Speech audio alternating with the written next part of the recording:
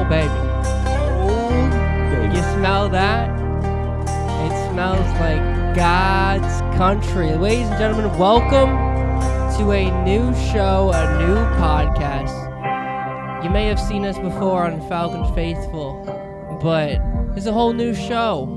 There's nothing quite like Georgia sports, Parker, whether it's the Dogs, the Jackets, the Braves, or the Falcons breaking your heart on a weekly basis, might I add. We're just here to talk it through it all. We've got all the excitement, all the heartbreak, all the delusion, because, you know, we're just Georgia boys talking about Georgia sports. Welcome into a brand new show, Georgia Sports with Georgia Boys. My name is Red Rocket, your co-host, joined by my man out of the Army. My name is Parker Reason. Yes, sir. Welcome on. It is going to be a fun time talking about Georgia sports because, you know, we all grew up with the talk radio down south in the capital of the South, might I add. Driving with our dads blasting 680 The Fan, chucking Chernoff in the car. That's right. Buck Bellew, all those boys. But it's time we throw our hat in the ring. I mean, I lived in Georgia 18 years. You still live there, working there, grinding, serving our country, protecting. So, you know, and there's a lot of misconceptions when it comes to, I think, being a Georgia sports fan. Of course, there's Tech versus Georgia, that heated rivalry. But outside of that, we're pretty close-knit with all our teams. We are, of course, Falcons fans. Obviously, check out Falcon Faithful podcast. We are in the heart of Braves country, which spans multiple states. America's team, by the way. America's team, not the Cowboys. And, you know, we're all Hawks fans. We're not like these other states with, like, Florida or New York that are split in half. We're all kind of one cohesive. So I feel like, you know, it's a pretty tight-knit community. The only, like, divide is Georgia Tech, but even then, Yeah. about 70% are Georgia fans. Yeah, it's kind of a one-sided affair, but it's built off hate, but also respect. Mm-hmm. I've seen countless Georgia fans come out congratulating Tech so far this year. You know what I mean? Because it's good for the state, good for rivalries, good for all that. Georgia's stacked as a state in general, in recruiting, and all these other sports. So, amen. Top 5 state in America, in my opinion. Yeah. So we're here to break down all the sports going on. We're going to be here around every 2-ish weeks. Don't really have a set time for this. We're going to have timestamps below talking about all the stuff, mainly college football right now. NBA is just starting. Braves are looking for a new manager. So we're going to cover all of those bases and other sports stuff that might be coming out of Georgia. Maybe some of the minor teams. Exactly, yeah. Maybe there's some news lately of a potential hockey team. Yes, because I think we're ready for a hockey team. Absolutely. We brought in the United, whose season's over, but they were hot those first couple years, ended up winning a title. Why could the same thing not happen if we brought a hockey team on? Hockey's getting bigger and bigger in the South. It is, and it's the way the expansion drafts work. You're basically proven you're gonna succeed unless you're the Seattle Kraken. But like the Vegas Golden Knights, man, first year I think went to the finals, lost, but they were ready for actually to bring it back. Florida Panthers are pretty good. Yep. Tampa Bay Lightning's pretty good. They get sold out over here. They do. So it's hockey's big down here, surprisingly, in a warm state. So I think it would do numbers in Atlanta, especially with all the middling teams we have. But I need another team to faithlessly support, even though they let me down every year. We need another team to faithlessly support. But as I said, we'll leave timestamps in the description below about what we're talking about. I'll add more graphics eventually, so it's easier for you to watch. We are not going to really touch on the Falcons. We have that separate podcast, which is all Falcons. Falcons Faithful on JT Sports Network. Yes, check it out. We do that weekly. So if you want to hear our thoughts on the Falcons, you're going to have to go there. For a much longer episode, too. Yes. More in-depth than you would get on here. Yes, more in-depth. But we're going to start here, and we're going to start with, I think, the surprise of Georgia sports this year as a whole, this calendar year. And it's the Georgia Tech Yellow Jackets, Parker, who are 8-0, undefeated, and number 8 in the country heading into the final 4 games of the season. What's going on over there? Who would have thunk it, man? Who would have thunk it? I did. All I could say is, what's the best way to say it? This has been years in the making. I'm more of a Georgia Tech fan than him. I hate Georgia, but I love Georgia Tech. He loves Georgia Tech, then Georgia's second, I would say, right? Yeah, let's get our allegiances out of the way. Yeah. Like we're both Hawks fans, both big Braves fans, both Every Falcons Atlanta fans. team is our team. Yeah, and our parents went to West Georgia, so we don't have any true allegiance to Tech or Georgia. I've got friends at both. We live closer to Georgia Tech. I root for Georgia the state more often. Like if I have to pick between Tech and Georgia, I'll pick Tech. When we're closer, I like the underdog. I just think it's more compelling. And I swam at Georgia Tech a lot of meets. Yeah, me a lot too, of meets me in the too. Olympic pool. So that's another reason. But I just think that if it came between Georgia and someone else, I'm probably going to cheer for Georgia, for like the health of the state and stuff like that. You know what I mean? I'm not a big like conference supporter. I think I'm just more of a state supporter. You know what I mean? Like I know a bunch of people that'll cheer for Auburn because they're playing Georgia. Hell no. Screw the state of Alabama. Oh, no. Screw the state of Ohio. Maybe not the state of Florida. Right now, just because I'm living here. But like, Actually, no, I'll take Auburn. I want Georgia to lose. Okay, see that's his fan side. You know what I mean? But yeah, what is going on with Georgia Tech? How did we get here? So, I mean, how we got here is years in the making, right? So, we'll show some highlights in a few minutes, but you got to take it back to years ago. Paul Johnson leaves. We hire a guy named Jeff Collins. Jeff Collins is not that smart of a man. He ran our program deep into the ground. No one wanted to come here. No one wanted to play for us. He ended up getting fired. Now we get this guy named Brent Key. He comes in. He completely rewrites the culture. He completely changes the game. He gets the crappy recruits calling guy here out of here, and the good ones, they stay because they want to play for him. And he's able to build this program up from the ground up. We didn't use NIL. We didn't use any of those crazy recruiting methods all these SEC schools get. This was all Brent Key, if you ask me. Mm-hmm. Yeah, man, it's just seeing what they've ever been able to do. Because when you look at them against a lot of top-ranked teams, you're like, these guys aren't better, but they can win. They can beat them. Yeah. They might not be better than Georgia, but they can beat Georgia. They might not be better than Oregon, but these guys can go in and beat Oregon. Yeah. And that's what's so great about this team. That's also why we're lower in the rankings despite being, we're number 8 despite being the 4th ranked 8-0 team. Mm-hmm. But yeah, what's your thoughts? I think that we kind of saw this coming last year, and they've got the guys, and the schedule favored up. ACC's been getting weaker year after year, but I feel like, some people just had it in the back of their mind that can they actually do it and get it done in a big game? Because we haven't seen really Tech win big games like this since that 2014 season to the Orange Bowl. Like we had that 2016 win over FSU and stuff Georgia. like that, and Georgia, which that was a lot of fun. But since good. then, it just hasn't. It's been like we'd slip up.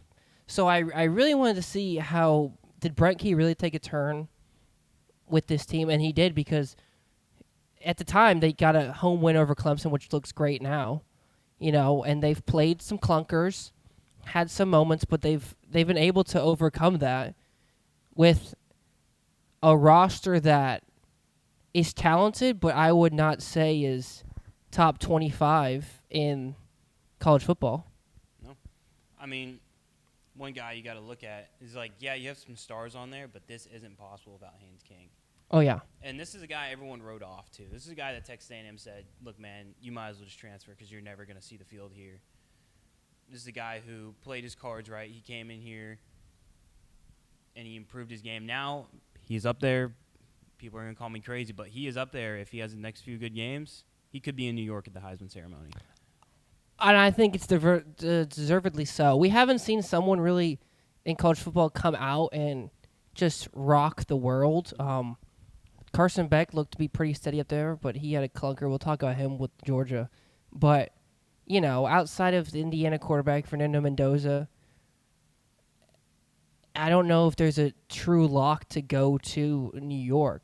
And I think if Haynes King just keeps his train chugging, enough people will get him votes to go. Maybe not win, but definitely go. Yeah. Well, one, he's the best dual threat quarterback in the country right now. I don't care what anyone says. He leads the nation in rushing touchdowns. And you might want to be like, oh, well, he doesn't throw that much. He doesn't throw that many touchdowns. He had 2 drop touchdown passes. He would have had 5 touchdown passes yesterday. I was at the game. Or 2 days ago, I was at the game. But they were dropped. And thing is when it comes down to Heisman, or just the best player overall, is he better than a lot of these other guys? Is he better pure talent-wise than Mendoza, Dante Moore? No. But does he put his team on his back? If you would take Dante Moore and Haynes King away from their teams and put them at with just an average quarterback, which team would be doing the same things right now? I don't think Tech would work with Dante Moore because he doesn't put literally his life on the line like Haynes does. Tech might have a be bowl eligible by now, but if we're talking Heisman, I think that means the player who's the most valuable in the country. Mm-hmm. No player in college football is more valuable to their team and their success right now than Haynes King. Yeah, and I think that's more than Fernando Mendoza because that Indiana defense is insane. Yeah. And I think it's more than Vanderbilt or Diego Pavia with Vanderbilt because he's had some clunkers on offense, and that defense has pulled through. Like this last game, it was 17-13, something like that. Well, I do want to say Tech has pulled together one of the best defenses out there right now, especially when it comes to run defense. Red zone, they have had so many stops in the red zone this year. We have had so many 4th down stops this year. And that's another good thing about this team is that, when there are those drives where Faulkner just forgets how to call plays and the offense isn't moving, the defense has been able to hold it down and get crucial stops, and they do a good job of not giving the other side momentum when we are clearly losing it. Yeah. We are at the point where the Collins guys are gone. These are Keys guys. These are Keys warriors up there fighting, and he has built them from the ground up. A lot of these guys are juniors and seniors entering their final years. Hopefully, we're not going to have as good of a defense next year. I just know it. But hopefully we can find some good replacements for them. But these are guys who are years in the making, have been progressively steady getting better. Cal Eford, Vanderberg. Yeah. Who apparently was the neighbor of my sister's fiance growing up. Didn't know that. So shout out. Shout out, Vandy. Shout out. Jess vouches for you. Shout out Lawrenceville, Georgia. And I just think that everyone, especially the early part of the season where they were saying, Tech is one-dimensional in their offense. You just stop Haynes King, you win. Then why has no one stopped him yet? Yeah. And the thing is, when you have stopped him, when he has gone off to a slow start, what's happened? The defense picks it up. Exactly. The run game picks it up. Oh, well, we're going to shut down Haynes King and his running ability. All right, let's give it to Malachi Mosley. Let's give it to Jamal Haynes, who I'll admit Jamal Haynes has not been having as great of a year, but it's he's still doing good. He's still really good and really fast. And then let's talk about our receivers. Yeah, we might have lost Eric Singleton to Which Auburn last year. Why, if I'm Eric Singleton and money doesn't exist, and NIL is not a thing, and the transfer portal is out there, but NIL doesn't exist, why would I ever go to Auburn with Jackson Arnold, a proven doo-doo quarterback, when I'm here with Haynes King in an ACC, which is easier than the SEC, which I can put up good film on to maybe help my draft stock with a better quarterback in an offense where I'm the number one target. Yeah, it also comes down to loyalty. I'm going to sound like our dads here. Eric's dad went to Georgia Tech. He told him to leave Georgia Tech to go after the money. Georgia Tech was his only D1 offer. And he still decides, I'm going to leave. I'm going to go take the money.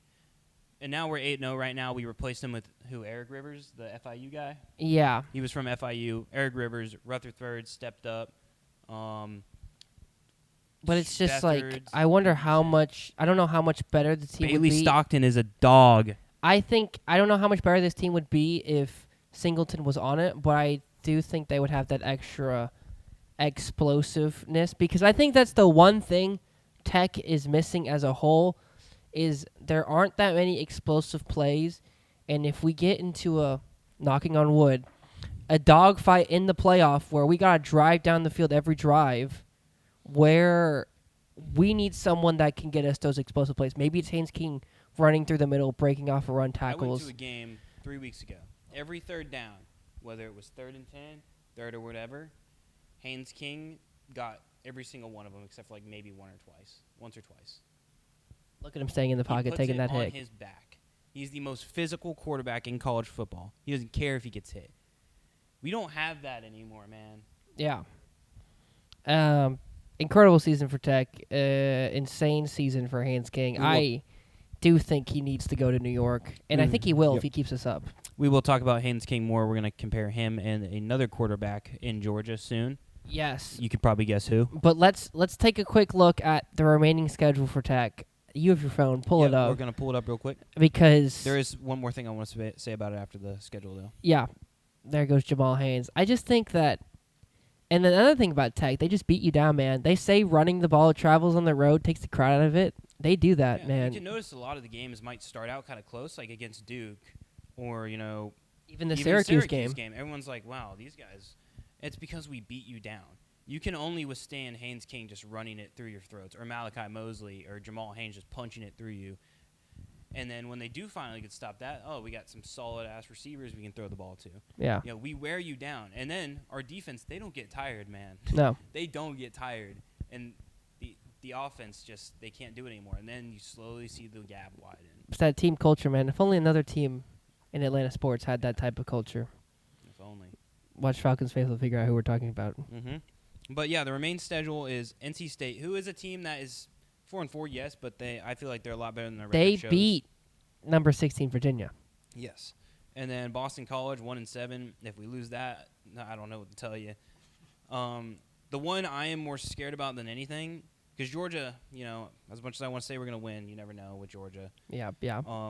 Pitt is 6-2. They have a really good chance of being about 8-2 by the time we get to them. Yeah, they made a move to a freshman QB. Now we have that game at home, yes, but another thing about that game is it could be not a trap game because Pitt's could be 8-2. I could see you going the game day. It's the week before Georgia on a Friday. You're going into a short week, and then you've got to play.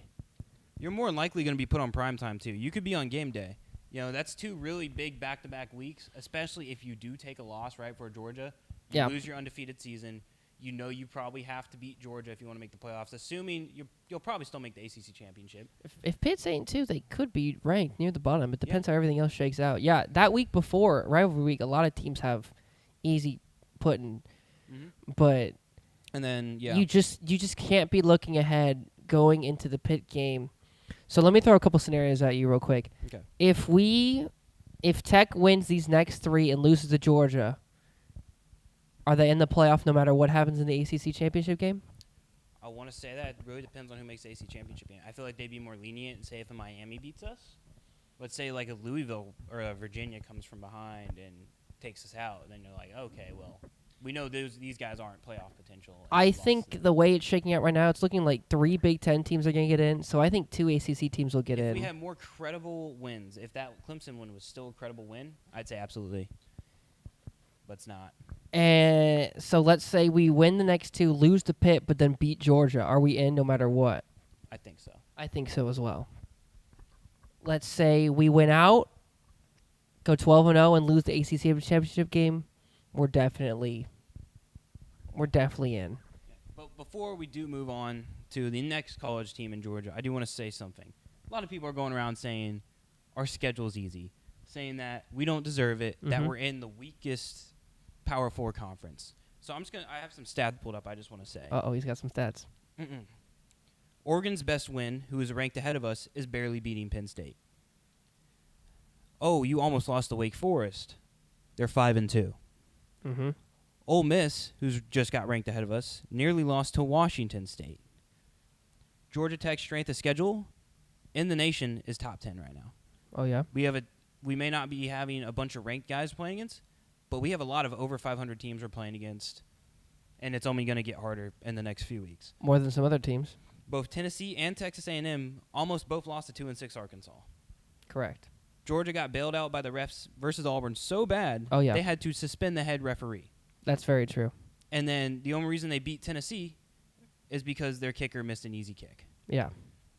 And then Cincinnati lost to Nebraska. Are they really that good? BYU, who was also undefeated, beat Colorado by less points than Georgia Tech did. Yikes. And Alabama lost to FSU. You can't sit here and tell me with a straight face we don't deserve to be in the top 10. And I think that the way the way the year's unfolding so far, getting a win is just as impressive as who you beat. Mm-hmm. And I honestly think if Tech goes undefeated and wins the ACC, they will have a top 4 bye. Yep. I think so, which sucks partly because, you wouldn't be able to host a game at home, which right now it's looking like they would. I would sell my soul to go to one. But getting a bye just to advance another week would be so much more beneficial. Mm-hmm. But it's probably about time we move on to the next playoff team. I will say this, though. Look at those jerseys, man. Beautiful jerseys. We have been killing it in the jersey game all year while Georgia wear those stupid gray pants. Stupid gray pants. They look horrible. It is, it's now time we talk about the other team who is in Georgia, the big one. I'll let him talk more for this one. The one to east, we've got Georgia football, the Bulldogs. They were on a bye this past week, but we're going to put some film on of the game against Ole Miss. Here is the thing with Georgia. They are 6-1 going into the largest outdoor cocktail party. But you can make the case saying they deserve to be 3-3 right now.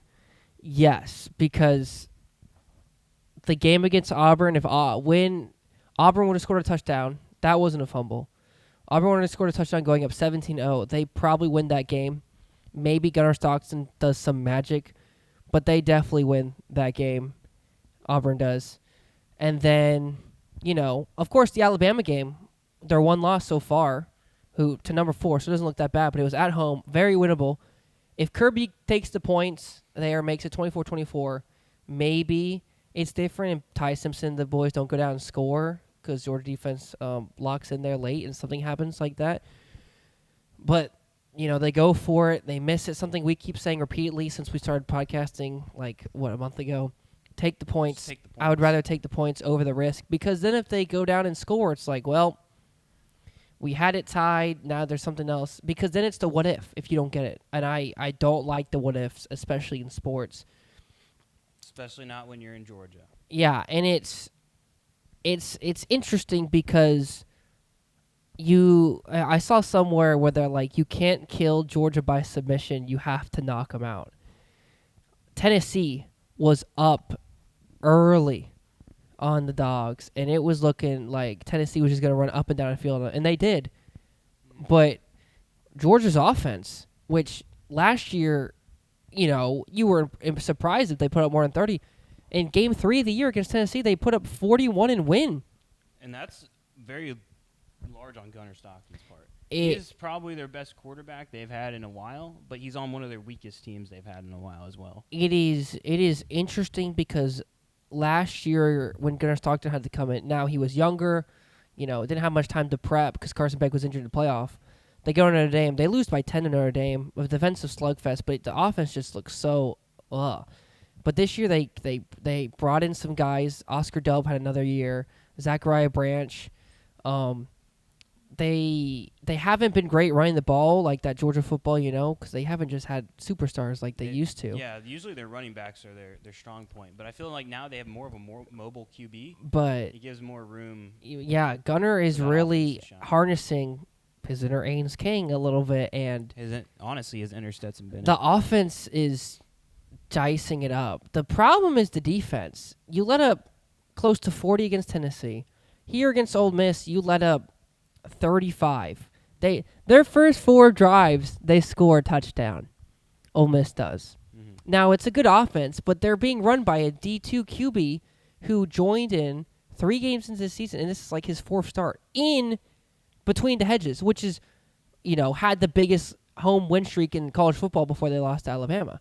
Mm-hmm. Not to mention you had Ty Simpson, still not a young guy, but doesn't have much starter experience. He goes in there and he wins. They put up 24, which is still a good defensive effort. But the defense has been letting down UGA this year, and Gunnar Stockton has somehow been putting them on his back. And it's really impressive because I was talking to some Georgia people that go to Georgia, and they were like, I was like, so who's better? Gunnar Stockton right now or freshman year Jake Fromm? And they said Gunnar Stockton because freshman Jake Fromm was great, but the talent he had around him was nuts. Remember, that was a team that beat Baker Mayfield and went to the Natty to lose to Tua. And then I'm like, well, has Gunnar Stockton, is he on Stetson Bennett levels? Because Stetson Bennett made some crazy plays, but he was not commanding the field the way Gunnar Stockton was this game against Tennessee. And a true quarterback. And Gunnar is a true quarterback. That's the difference between him and Stetson and all the past Georgia quarterbacks, I feel like, is Kirby has always felt comfortable with the game manager. I think Stetson, he was good, but he was the perfect fit for that offense. He didn't have to do too much. He did quite enough. He made some crazy throws here and there, but he wasn't this game changer. The talent around him was actually insane. Like, that 2021 Georgia Bulldogs team was nuts. And then the year after they played TCU, who they rout, but, TCU got there. Luckily, Michigan blew it. Typical Jim Harbaugh things. But I think Gunnar Stockton's the best quarterback Georgia's had since Aaron Murray. Better than Stetson. Better than Jake Fromm. Better than Carson Beck, who they let down as a program, yes. But I just don't think the play style that Mike Bobo wants to run really fit the way Carson wanted to play. Carson wants to be more traditional, drop back throw. Gunnar is ready to run anywhere and just sling it around. Carson's very meticulous. And when he tried to be last year, the supporting cast wasn't helping him. Now the supporting cast is really going up. And Georgia has talent on the defense. If they put it together, if Kirby gets the boys going with this offense, they are very dangerous. Yeah, I agree. Dude, I mean, now if we're done talking about that, we can go into the comparisons between the 2 top 10 Georgia teams right now. Yeah. Let's just go ahead and jump into it. We're probably going to keep talking about it every week. Clean, good old-fashioned hate. Who you got? The problem is the game is in Mercedes-Benz Stadium and not at Tech. There would be Georgia fans at the Tech game, but it's just, being at home. Mm-hmm. Tech did they've done that kickoff a couple years ago where they would start in. Here's how I feel about it, though. This is what he lives for. This is what Haynes lives for. This is everything Kirby and Haynes have been dreaming of. They want to go. They're in Atlanta. They surrounded by a bunch of Georgia fans in the biggest stadium in the state. Mm-hmm. Imagine just winning it all to send us to pretty much guaranteeing us a playoff spot. That game is a win and you're in playoff spot. That's the biggest. For both teams. And this is the thing. Mm-hmm. Georgia's got to play Florida this week, who fired their head coach. Mm-hmm. But we've seen head coaches get fired. UAB fired their head coach, beat Memphis. UCLA fired their head coach, beat Penn State, which got Penn State's head coach fired.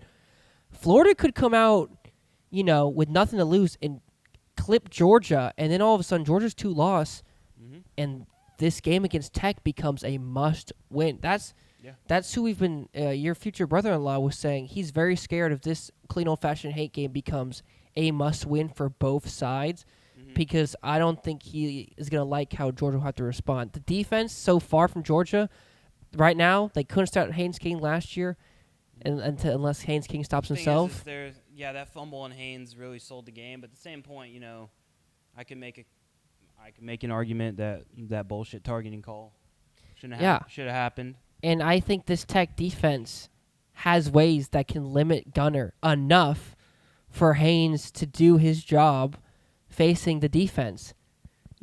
Georgia, like you just see right there, they're not susceptible to giving up big plays. If Tech can get 1 or 2 of those in the game, changes the whole mentality. Because the way Georgia used to play football, with Kirby Smart in the early days, run the ball, control the clock. That's how their defense was so good because they were never on the field.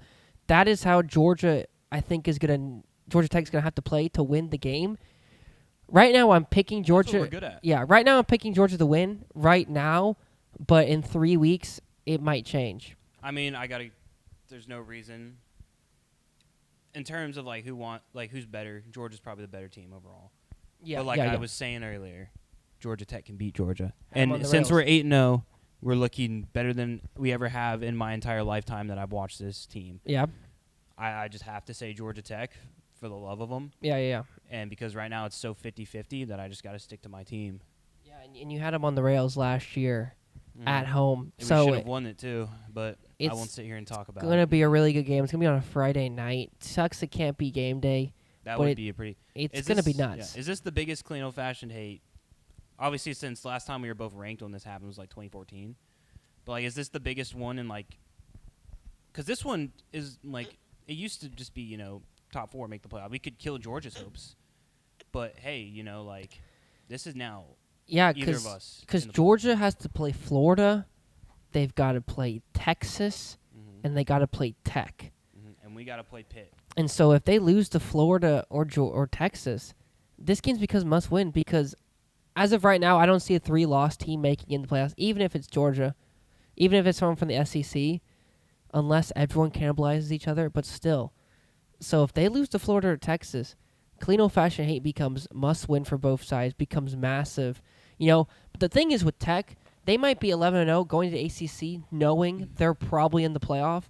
But if the roles were reversed, I could see Georgia getting lazy. I don't see Georgia Tech getting lazy just because they don't win that game that much of recent memory. He cares way too much.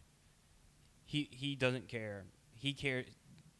For him, beating Georgia is almost as much as winning a national championship, man. Yeah. You can see it when he lost last year, man.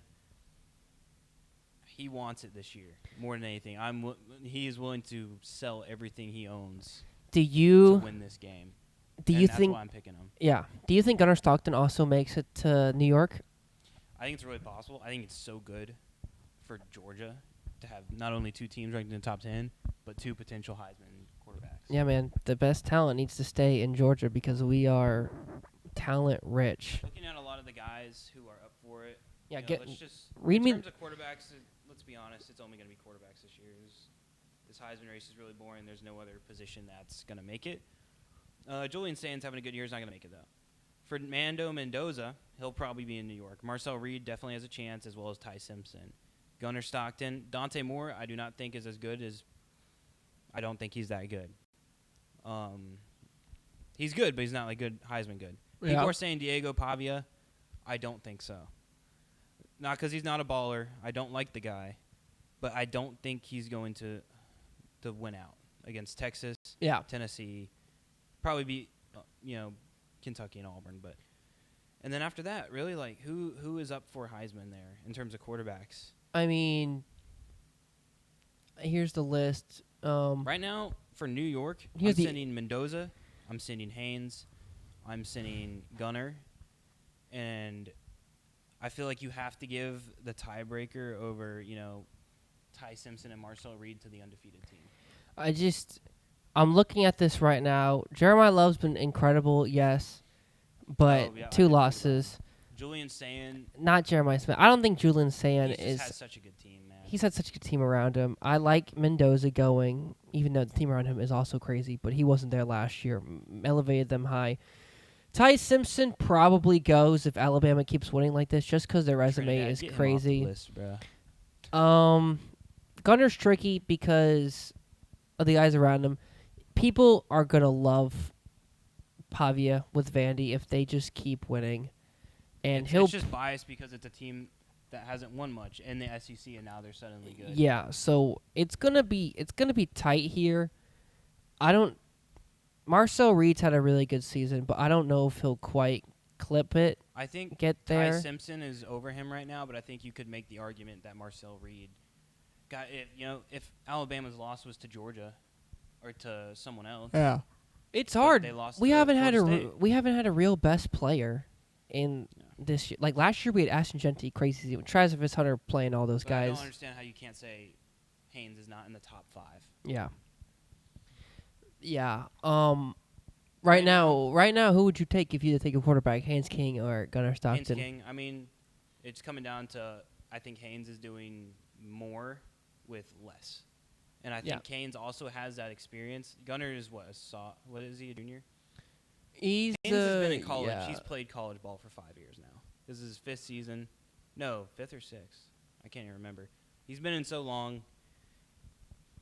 I think he would excel in a Georgia offense, but I don't think Gunnar would excel in a Georgia Tech offense. If they switch teams, are they in the same positions they are right now? I think they're both top 10 quarterbacks in the country.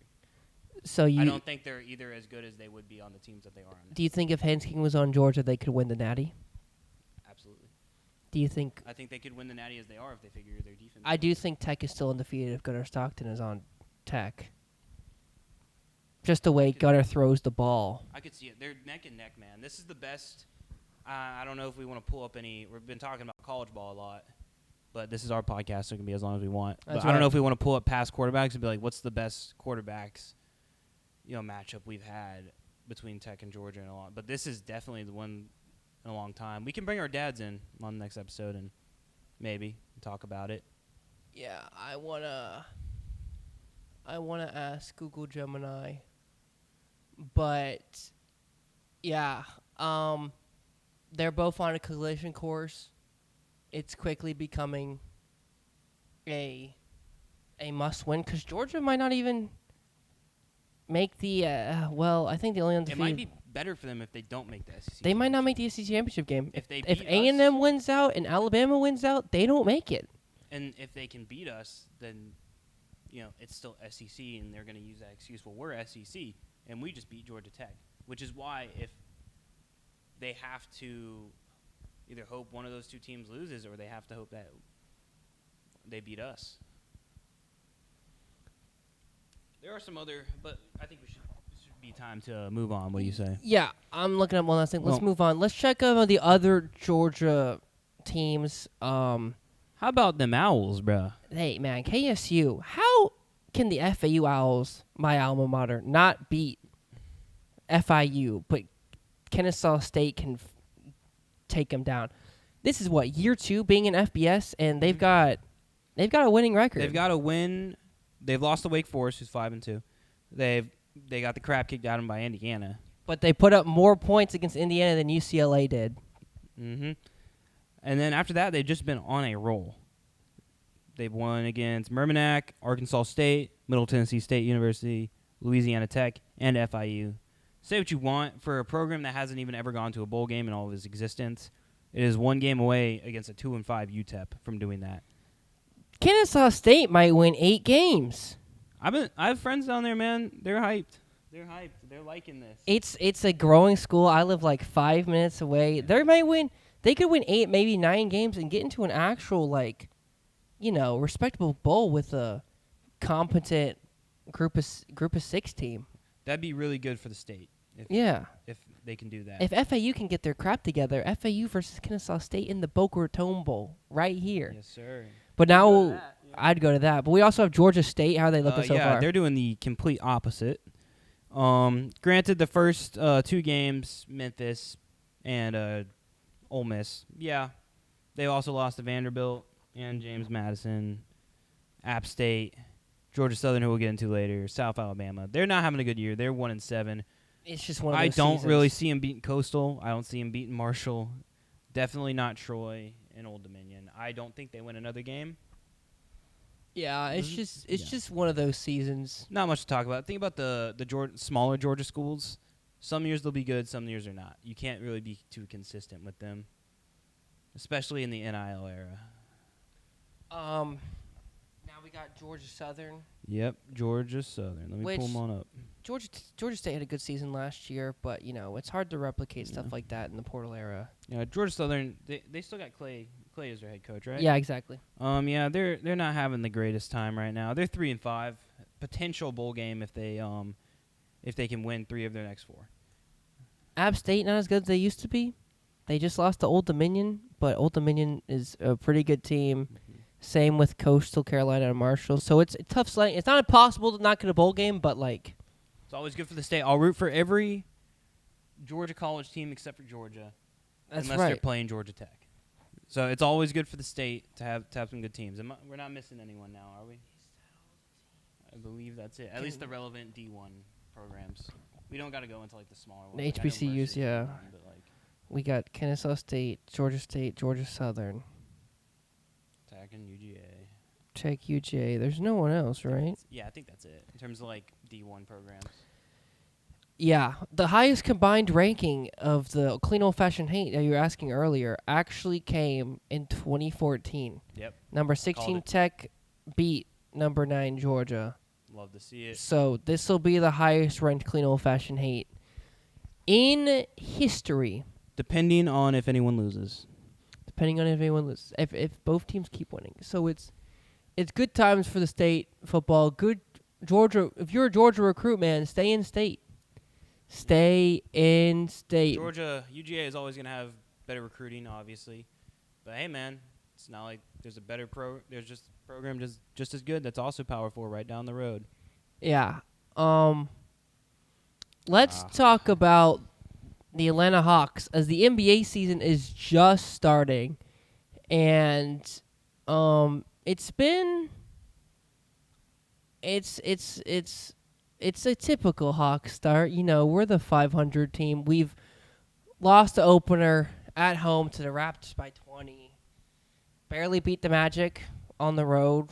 A win is a win in the NBA. And then we lost by 17 at home to the Thunder. So, not the Defending best champs. start. They're the defending champs, I mean, but I'm not going to act like I paid too much close attention to the Hawks. I've been pretty busy lately. Basketball is probably my least favorite out of all the major sports. But, you know, I still love this team. I still want this team to do great. From what I can tell, we have a pretty good offseason. Just re-signed Dyson Daniels. That's huge. we had a very good offseason, in my opinion. We got Nickeil Alexander-Walker. We, Zachary Richier is looking really good. yeah, we got Progressing pretty we well. we got Luke Kennard in free agency, and we also got Jacob Toppin in free agency. But I think this starting lineup of Trae Young, Kristaps, Zachary Rocher going into year 3. Remember, he was a number 1 overall pick. Dyson Daniels and Onyeka, you know, with I think Jalen's gonna start, so him or Rocher, one of them's gonna come off the bench, but Asa Noel, recent draft pick, with Luke Kennard to bring in shooting and defending from Alexander Walker, which is big because we need defending. Everyone says that our defense is bad, which is true, but our offense is fast. But Dyson came in and really solidified the defense, and I think him and Nickeil Alexander-Walker on the court together would be lethal, but they're both not going to be on the court at the same time. Just because Trey's got to be in the game to run the offense. But Speaking of Trae, it's time we hit the elephant in the room. He's coming up on, I think, only maybe 1 year left in his contract. Yeah. And we didn't re-sign him for the year. They want to wait till the end of the year. it's This could be the end. eh, And I don't blame him for maybe wanting to just finish it and leave. We've done nothing but hire bad coaches. Yeah. It's not like we haven't given him help, though, but I don't think most of that's his fault. I think it's because the help kind of fell flat on its face. Like DeJounte Murray was supposed to be really good, and that just did not pan out. It just didn't pan out. I mean, you know, we tried to get him center help. We got Clint Capella, who helped us get to the Eastern Conference Finals in 2021, which he got injured in Game 6 against the Bucks. Do we win that series if he plays the whole game? Maybe. I don't know, but I still remember that John the Baptist dunk on Joel Embiid. man, amazing. Rest in peace, John Claw. I like the squad we've got now. Jalen Johnson's only gotten better each year. He's a top 30 player. Zachary Rocher got better last year, especially in the second half. Dyson Daniels' defense is great. Onyeka, I'm waiting for a breakout, but Nickeil Alexander-Walker and Luke Kennard are good pieces off the bench. Can we get the Kristaps Porzingis we saw in Dallas, the end of Dallas / beginning of Boston without the injuries? Because if he could be that difference maker on the offense, our offense would just be good enough to where we just have to be okay on defense because we play so fast. We play with so much pace. We run up and down. I could see it. but we can't run backwards. We can run up and score, but we can't run back and play defense. Like I could see it. I think it's one of those things where you can't predict. Time will just tell.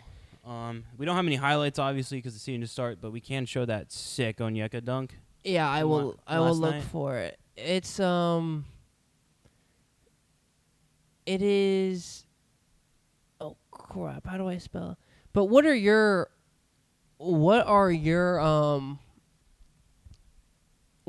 do you think the season's going to turn out? You think I couldn't even tell you, man. I've always either thought we're going to be good or whatever, and then I'm tempted to just say we go 500 again. We're on like the brink of a playoff, and we either make it or we don't, but we're going to lose in the first round anyway. We always seem to make the play in, and then we either win a game or lose.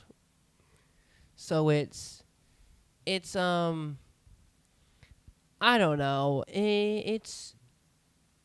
I'm a pull it up in a second, our odds, but yeah, this is the Onyeka dunk from the other night, and this is the potential I'm talking about with him, but he just hasn't seemed to put it together.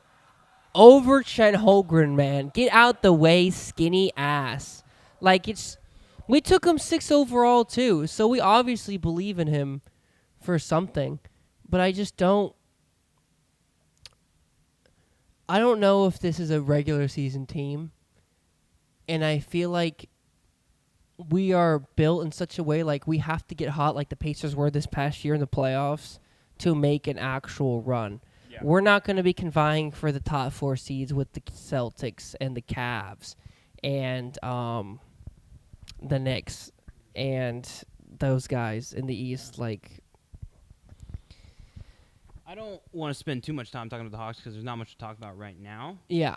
We've already spent a lot of time, but I'll ask you just one question. Our new coach has been kind of underwhelming. Trae Young will probably leave if we don't make the playoffs this year because he's on his contract year and he didn't resign. If we don't make it, do we clean house? Do we sell our young guys, let Trae walk, and build us from the ground up with Zach? Sell young guys as who? Who? Well, I say maybe keep Zach and Jalen Johnson, but guys who have potential like Onyeka, trade them away, replace them in the next few years, just build our guys up, new coach.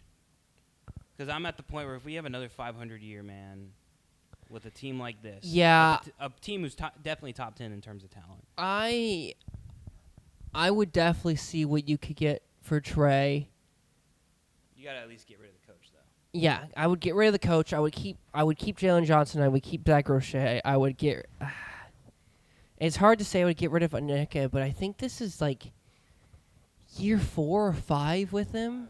He was number 6 overall. He was a lottery pick. Keep Kristoff because we signed him. Keep him till the money runs out, whatever, a veteran presence. But yeah, I would. As much as I love Ice Trae and Trae Young, Luka isn't on the team anymore, so we no longer have to be binded by that trade with them. Neither of them won a we won the trade. He was here with us longer. Neither of them won a title. He won one more finals game than Trae did.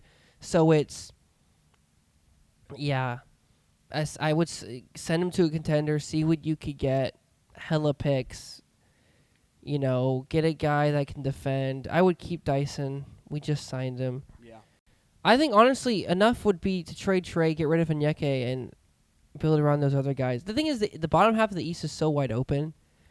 It's just, if Zach Roche evolves like Paolo Banchero has the past couple years, being the number 1 pick, then maybe it makes us look better. But the defense when Trae's on the court, it sucks. And I'm a big Ice Trae defender. I've defended him as long as I can remember. You think we make the playoffs, past the play-in and the actual playoffs? I think it's 50-50. I just can't trust us. Yeah. I'm a Hawk. I'll die a Hawks fan. Obviously. I'll never switch up on my teams, no matter how much we lose. Yeah. I'm still here after all this time, but that doesn't mean I trust my teams. That doesn't mean I have faith in my teams. Yeah. You cannot have faith in your team and still be a true fan. That's right. Just like us Georgia boys. I think if you don't have faith in your team, you're probably a more true fan than most. Yeah. But that's enough about the Hawks. We'll update them as we go. Progress, NBA's a long season. Let's talk about the Atlanta Braves, as we are still looking for a new manager, and nothing has really changed on the front. These are odds as of October 9th, I believe, so it's been a while, but nothing has really happened. Tony Vitello is off that list He's who I wanted, man. as he is gone to be the manager of the San Francisco Giants. Why did you want him to be our manager? I want a guy who would be. I feel like Snicker built up a culture, but I felt like over time we've lost it. Yeah. And now we're getting a lot of new guys. That 2021 team, who's really still here within the next 3 years? And, have a young guy come in from a winning program, give him the reins, let him build up something special. Draft a few young guys. Let's see where it can go. I feel like. Yeah. We're in win now mode for the next 2 years, but I feel like how can we really compete with these big teams like the Dodgers now? Yeah. Let's just try something new. I don't see a lot of people just doing that. Hiring a guy straight out of college. Say if this works out, this could be the new meta. This could be what everybody does now. Instead of hiring older, more experienced guys, we go for the young winner. Yeah, because he'll have to go face the Padres and the Dodgers in the division every year. But the Giants, they haven't won since the middle of the 2000s, but their owner backs his team pretty well, so it's not too bad. Guess we'll know if I'm right pretty soon. But right now these odds are pretty much what it probably still is. Mark DeRosa there as the top pick, followed by David Ross, Walt Weiss, Freddie Gonzalez, who we brought back to be our third base coach, Ryan Flaherty. I saw Yadier Molina on this list, and I was wondering why would we hire Yadier Molina as our manager? I don't really want to hire someone from inside the organization. I feel like it's time for, like I said, a new regime, not like a Snicker protege. But that is kind of a random one. I didn't even know he was interested in trying to become one. What about... See, David Ross tried being a manager with the Cubs. We're going to hire a former catcher. Give me the guy at the bottom of the list. Travis Give Darno. me someone that a lot of the guys in that dugout respect the hell out of. Travis Darno. And would go kill for, bro. Give me Travis Darno. I would. The problem is, you were talking about the culture thing, is our leaders just have not been stepping up to be in those leader-lead roles. Since guys like Travis Darno left. Yeah. Since guys like Freddie left. Since guys like Swanson left. Ozzie and Riley were put in those perfect positions to be the leaders. Say what you will about Acuna, I've never saw him as the leader role, just because that's just not who he is. But Ozzie and Riley... And I guess Olsen now, this will be coming out, year 3, year 4 with him being on the team. Those are guys that have to do it, and they just haven't been able to. Max Fried was one of those supposed leaders. They went to the Yankees to go get his butt munched. So it is a leader vacuum is needed, and some of those guys need to step up. People were calling for Ozzie's head. I'm not there yet. I'm not there yet. I know our dads in the group chat every week would be like, God, we need to trade this bum. Yeah, but they need people that... Michael Harris needs to be able to look up to Austin Riley and when he was going through his horrendous slump this year and be like, Austin, help me out here. That's what I think we're missing the most. And I think someone that could fire up the squad to get him going would be Walt Weiss. I think he would be the best option. Right now on this list, I think DeRosa would be an inspired pick. One that would kind of shock the baseball world for many reasons. Not just because he was on a TV personality. I just think that, people point out the stuff he said about Acuna and stuff like that. But I think Walt Weiss would be good for what we need. Because we need... The Atlanta Braves... The problem is they are... We've been such a wagon recently that Snicker has not been able to do anything and will win middle of the 80-plus games. So we just need that guy that can take us that extra step up, that can make the right moves and not overreact, calm, cool, collected, to push us those extra few games and in crucial playoff moments, not go to the pen too early. Or pull a guy, or mess with the lineup when it's working. I need someone that is steady, will trust the course, and is cool. Because I feel like Snicker jumped the gun a lot of times, whether it was panic or pushback. I just... Old rules. Oh, he's throwing a lot of pitches. Old rules. Yeah. Yeah, because the game's changed. It's not what it used to be, man. You can't just pull pitchers after the 5th inning after they're doing so good. Yeah, game has changed. Let the kids play. Let the kids play. Last thing before we probably end the episode, I think, Okay. because I think that's all you want to talk about, right? Is there anything else we're missing? I don't think. In terms of major sports teams, I think we got everybody. We could talk about top hockey at the end. Atlanta United. Season's over. Brad Guzan retired. Rest in peace. Put his jersey in the rafters. Thank you for everything, getting us a title. But they had another disappointing season. So I You think would have to take over most of the soccer talk. I'm not. I think that's it. We can talk about hockey a lot next episode. Yeah. Because I don't know a lot of stuff will change. But I will ask you this: What do the Braves have to do to get Chipper to come and be our manager? I don't think you have to do much, to be honest. I think you just need to ask. How much would you have to ask Brian McCann to come be our next manager? Chipper and Brian. If you guys don't know, my dad coached Brian McCann in high school. One of the greatest Braves catchers of all time. Maybe the best. I don't know. Probably. You know, potential Hall of Famer maybe one day. You know, he has a ring. He's my favorite MLB player of all time. Him and Chipper. I think if you put a check in front of them and say, hey, how much you want to be our manager, and just let them write on the check, you let them come in. I think, yeah, and I think they would both come in together. Yeah. And I think, dude, like, hire Chipper. Hey, Brian, you want to be the hitting coach? Yeah. Or vice versa, dude. Dude, yeah, or vice versa. At bare minimum, our hitting was the most inconsistent. From a team that, when we won the World Series, it's about half and half now from the guys we still have. But we were the most efficient offense in the league. It won in the best in the most recent years. We could have easily made the playoffs. The Reds were under 500 in the second half and were the 6th seed. These new playoff parameters, you just have to be okay the regular season and then you get in. You just have to be okay. If you don't crap the bed for multiple weeks in a row and just stay steady, you'll make it. Like, that's all we need someone to do. And then when we get there, they can take us an extra step.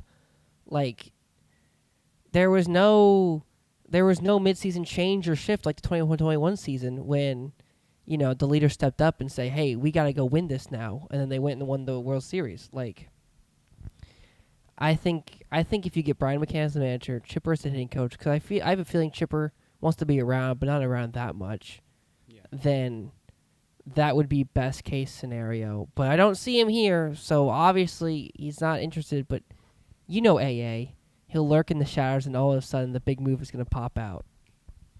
That's the only reason he still has a job. It is.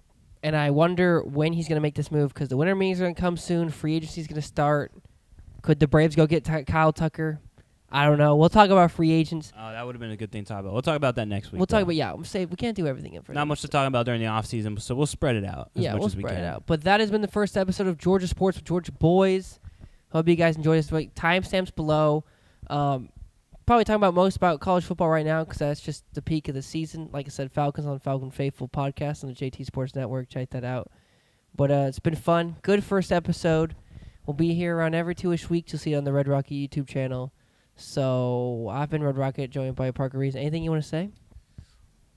See you in 2 weeks. See you in 2 weeks. Maybe we'll have a guest on, hopefully. Potentially. Peace.